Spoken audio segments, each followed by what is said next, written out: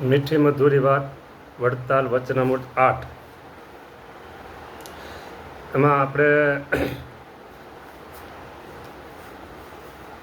છેલ્લે આવ્યું વચનામૃતમાં કે ભગવાનના સ્વરૂપમાં વૃત્તિ રાખતો હોય તેને અતિશય પવિત્રપણે રહેવું, અતિશય પવિત્રપણે રહેવું. અતિશય એટલા માટે કે જેમ ચોખ્ખું પાણી હોય એમાં પ્રતિબિંબ દેખાય.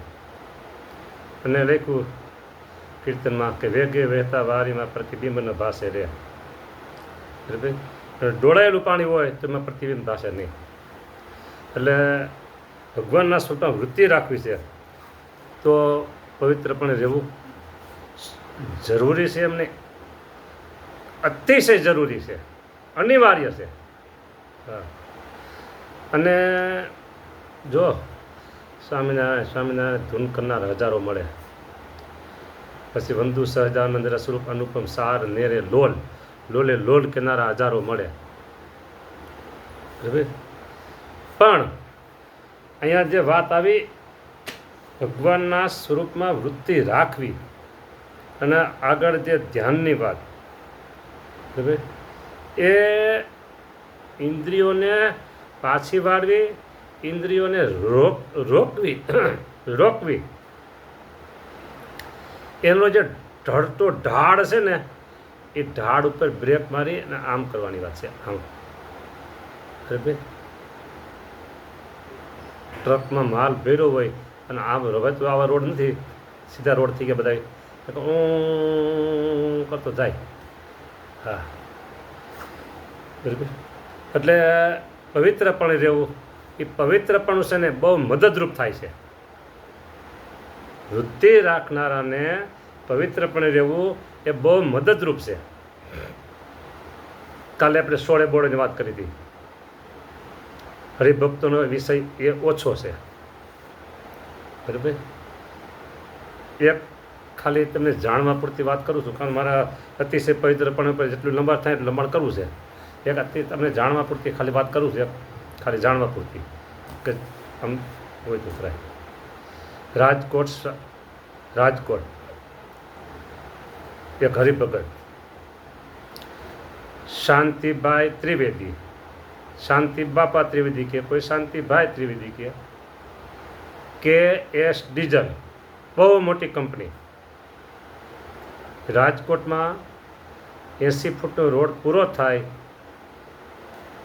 આજી નદી તરફ પૂરો થાય અને અમદાવાદનો હાઈવે મળે ત્યાં ખૂણા ઉપર અત્યારે પણ એની ફેક્ટરી ચાલુ છે, એવું મને સમાચાર મળ્યા. આ તો વર્ષો પહેલાંની વાત કરું છું, વર્ષો પહેલાં એટલે 50 વર્ષ પહેલાંની વાત કરું છું.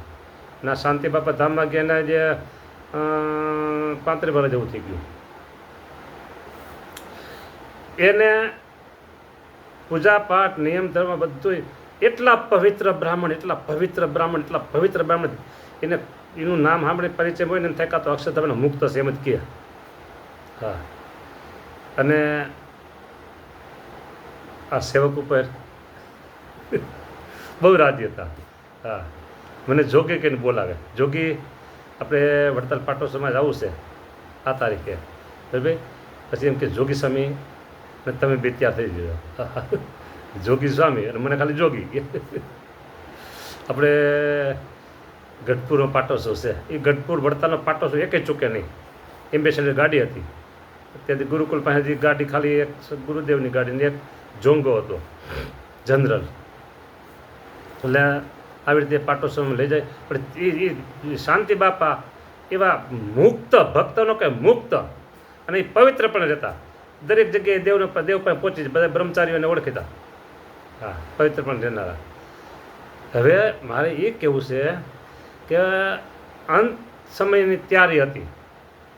આજ જાય કે કાલ જાય કે 5 દી પછી જાય, ગમે તે જવા એ હવે નજીક નહોતું એનું.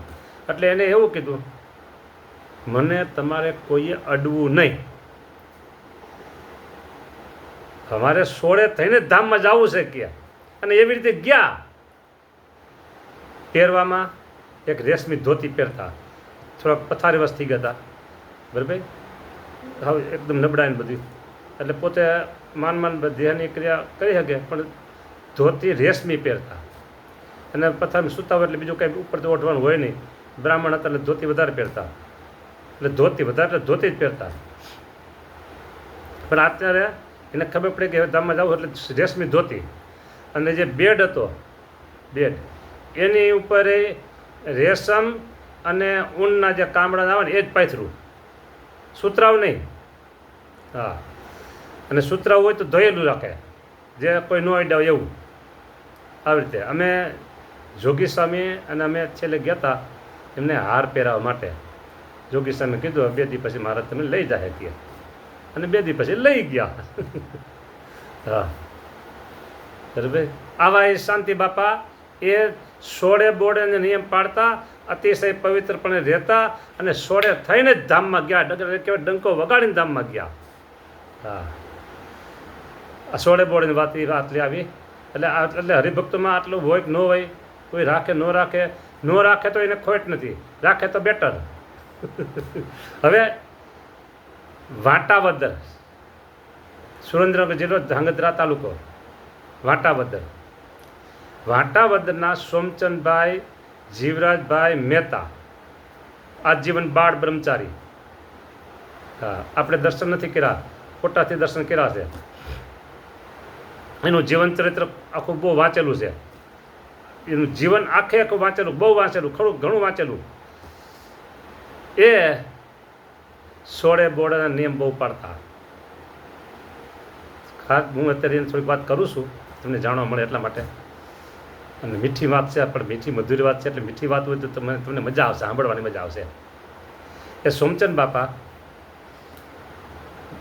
સાયકલ રાખતા વાહનમાં, 4 વ્હીલ નહીં. બરાબર. ધામમાં ગયા 50, 60, 70 વર્ષ થઈ ગયા. સાયકલ રાખતા, અને ભેગો એક કોથળાની અંદર બધા વાસણ રસોડાના, આખું રસોડું કોથળા અંદર, બાજન દાદાને જેમ રસોડું ભેગું. બાજન દાદાને 999 ઊંટ હતા ને એનું રસોડું ખેંચતા હતા. નાના એક સાયકલ રસોડું ખેંચે. સિઝનમાં હળદર પોતે હાથે બનાવી લે, મરચું હાથે ખાંડી લે. બરાબર. અને વડાગરું મીઠું આવે એ હાથે ખાંડી લે. એટલે પોતે ન ખાંડે, પણ એની દેખરેખ નીચે એવી રીતે ધર્મ નિયમ પાળનારા હરિભક્તો હોય તો એ છે. અથવા એમના બહેન હતા દિવાળી બહેન, એ પણ આવી રીતે નિયમ ધર્મ પાળનારા, ખૂબ ચુસ્ત નિયમ ધર્મ પાળનારા. બરાબર. હવે ગાયનું દૂધ કે ઘી, એ ગાય એમ સામે દોવાતી હોય કે હજુ પાણીનું ટીપું અંદર આવ્યું નથી ને, ગાયના આંચળ ધોવા પડે. આંચળ ધોવા માટે વાસણમાં પાણી ભેગા લઈ ગયા હોય ધોનારા, એ આંચળ ધોઈ નાખે બરાબર વ્યવસ્થિત. પછી આમ ઊંધું વારે, જે દૂધ દોહવાનું પાત્ર હોય, ઊંધું વારે પાણી હાવ કાઢી નાખે, અને પછી એમાં નજર સામે ગાય દોવાય, એ ગાયનું દૂધ વાપરે. હા, પછી કપડાથી ગાળવાનું. હા, એમના બેન સાથે હોય ક્યારેક, તો એ બેન બધી આ સેવા રીતિ કરે, ન હોય તો હાથે કરી લે. હા, અને વાસણ ભેગા રસોડું કહું છું ને. હા, શાક બનાવે, કોઈ કે ભાઈ થોડીક મીઠાઈ બનાવવા તો લાવો, મીઠાઈ બનાવે, એમાં શું વાંધો છે કે મીઠાઈનો સામાન બધો લાવે. લાડુ કે તો લાડુ બનાવે, દૂધપાક કે તો દૂધપાક, જે કંઈ બનાવે. ઠાકોરજીનો થાળ બનાવે, ઓલો મસ્ત થાળ બનાવ્યો. હા, ખીચડી બનાવે, ખીચડી અંદર લોટ નાખી દે, ખીચડી અંદર ખાંડ કે ગોળ કે કાંઈક નાખી દે. બરાબર. અને ઘી નાખી દે, એટલે ખીચડી થઈ ગઈ, લાડુ થઈ ગયા, બધું એક તપેલીમાં બધું થઈ જાય. હા, જુદું કાંઈ બીજું તપેલી જોઈએ જ નહીં. હા, જે સામાન લેવો હોય ને, હરિભગત લાડુ બનાવવાનું લેવાથી, દૂધપાક બનાવતું કાંઈ વાંધો, લાવો દૂધપાક બનાવી ગયા. બસ. હા, તો બધું ભેગું ખીચડીમાં દૂધ નાખી બધું જે આવી રીતે સોળે બોળેના નિયમ પાડતા, અને પવિત્રપણે રહેતા, ધ્યાનપરાયણ રહેતા. ગામડે ગામડે સાયકલ લઈને ફરે, સાથે સાયકલમાંથી બેસવાનું નહીં, સાયકલ તો લગેજ લેવાનું, અને સાથે 15 થી 20, 25 હરિભગત હોય ભેગા બધા, એ હાલીને જવાનું બધું. હા, સતત ગામડામાં વિચરણ કરે. ઝાલાવાડના ગામડા હોય, બરાબર, સુરેન્દ્રનગર ડિસ્ટ્રિક્ટના વિચરણ કરે, કથા વાર્તા કરે. ભાઈ માણસો હોય, અને સવારના સમયમાં ભગવાનનો થાળ બનાવતા હોય, નવરા હોય ને કથા સાંભળવા ક્યાંથી બેસી બધાય, અને જેને ઘરે ઉતારા હોય અને એ બે બહેનો રસોઈ બનાવતા હોય અને આ ચોમદેવ બાપા બાજુમાં બેહે કથા વાર્તા કરે અને રસોઈ કેમ બનાવી બધું બનાવે. ભગવાન થાળ ધરવો હોય ને તો પવિત્રપણે રહેવું જોઈએ. એ બધું બનાવે. તાવી તો આમ સીધો ન મુકાય જમીન ઉપર, તાવી તો આમ દિવાલે ટેકીને મૂકવાનો. હાણસી હોય તો આમ ઉપરનો ભાગ ઉપર રાખવાનો, દિવાલના ડેમ નીચે નહીં મૂકી દેવાનો, નીચે આપણા પગની રજ હોય. તાવી તો જે વેલણ છે બધું કેમ રાખવું, સગડીને છે ને રસોઈ બધું પતી જાય એટલે પાણી પોતું ફેરી દેવાનું. સગડી હોય તો ચૂલો હોય તો એ કરી દેવાનું, ધોઈને આ બધું સાફ કરી નાખવાનું. હા, લોટ ગાળવાનો, જીરું શું કહેવાય, ધાણા જીરું હોય કે પછી હળદર હોય, મરચું જે કોઈ હોય એ ગાળીને પવિત્ર શુદ્ધ ચોખા રાખવાના. આ બધી વાતો કરે સોમચંદ બાપા. પછી ગામનું નામ ભૂલી ગયો, વડોદરા બાજુનું ગામ હતું, એને સાંઢાસર કે એવું કંઈક ગામ છે, એક્ઝેક્ટ મને નામની ખબર નથી. પછી પૂજા કરતા હતા, પૂજા સોળે કરવાની. હા, આપણે સોળેની વાત આગલા પ્રવચનમાં થઈ ગઈ છે. પૂજા સોળે કરતા હતા. માળા કરે, પછી પ્રદક્ષિણા, ઊભા ઊભા માળા કરે, પ્રદક્ષિણા કરે, દંડવત કરે. દંડવત કરતા કરતા જો પહોંચી ગયા. પૂજા કરતા હતા, પૂજામાં દંડવત કરતા હતા, હજી સુતા હશે પૂજામાં. પણ ઓહો એ મુક્ત એટલે અહીંયા તો ભાઈ જોશે ને બધા મુક્તોની જ વાત થાય છે. આ લોલમ લોલની વાત અહીંયા નથી આવતી કાંઈ. આ શાંતિ બાપા એવા મુક્ત, એના તો મેં દર્શન થયા, ખૂબ સાથે રહ્યા, એના જીવનને ઘણું બધું છે, સરસ મજાનું જીવન. અને આ સોમચંદ બાપાનું જીવન વાંચેલું અને એમના દર્શન આમ પ્રત્યક્ષ દર્શન નથી થયા, પણ છતાં એનું જીવન વાંચેલું છે. એટલે ખરેખર પત્ર લખીને બહુ ઉપદેશ મોકલતા, ઉપદેશ કરે પત્રો દ્વારા.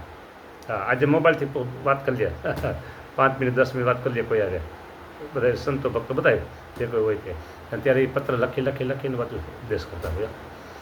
હા, આવા એ સોમચંદ બાપા અતિશય પવિત્રપણે રહેતા. આ વાત આવે છે પવિત્રપણું અને અતિશય પવિત્ર, આ બે શબ્દો ઉપર અત્યારે આપણે કથા ચાલે છે. બરાબર, અતિશય પવિત્રપણે રહેતા. તો આ બે ભક્તોની વાતો આપણે લીધી. બે ભક્તો કીધું એટલે મારી તો બોલવાની થોડી ભૂલી કહેવાય, પણ બે મુક્તોની વાતો આપણે લીધી. બરાબર, હવે